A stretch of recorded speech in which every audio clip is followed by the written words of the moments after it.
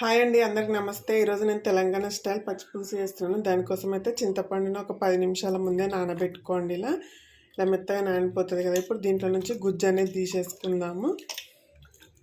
చాలా బాగుంటుందండి పచ్చిపులుసు అయితే, ఫేమస్. ఇంకా చికెన్ పచ్చిపులుసు కలుపుకొని తింటేనైతే సూపర్ అంటే సూపర్ ఉంటుంది. చూడండి, ఇలా రసం పిసికిన తర్వాత ఇలా వడగట్టుకోండి చేయితోటి, ఏం రాకుండా. మీకు ఎంత చారు అయితే కావాలో అంత తీసుకోండి.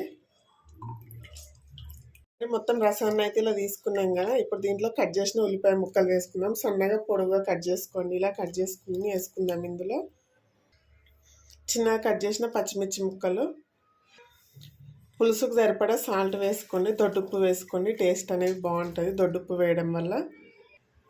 కొద్దిగా అల్లం వెల్లుల్లి పేస్ట్ వేసుకుందాము. ఇవన్నీ మంచిగా కలుపుకోండి. ఇప్పుడు బాగా విసుకండి. ఉప్పు, ఉల్లిపాయలు, పచ్చిమిర్చి ముక్కలు ఇట్లా టేస్ట్ అనేది ఇలా విసుకడంలోనే ఉంటుందండి. మనం ఎంత బాగా విసుకుతే అంత టేస్ట్ అనేది మారిపోతుంటుంది.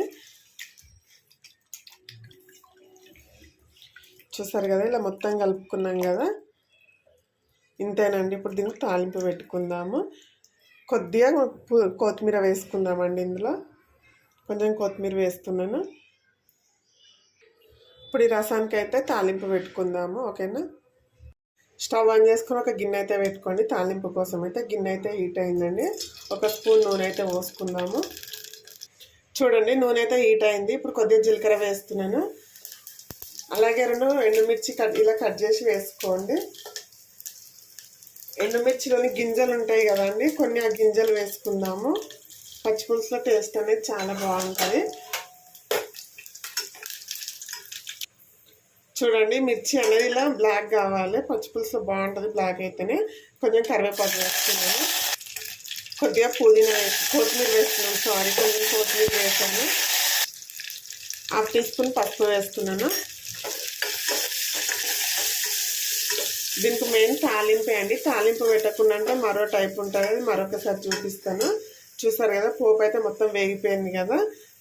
మనం పక్కకు పెట్టుకున్న పులుసు ఇందులో వేసుకుందాము. చూసారు కదా, ఇంతే. పచ్చిపులుసు అయితే చాలా అంటే చాలా టేస్టీగా ఉంటుంది ఫ్రెండ్స్. పప్పులోకైనా దేనిలోకైనా కాంబినేషన్ అనేది సూపర్గా ఉంటుంది పచ్చిపులుసు అనేది.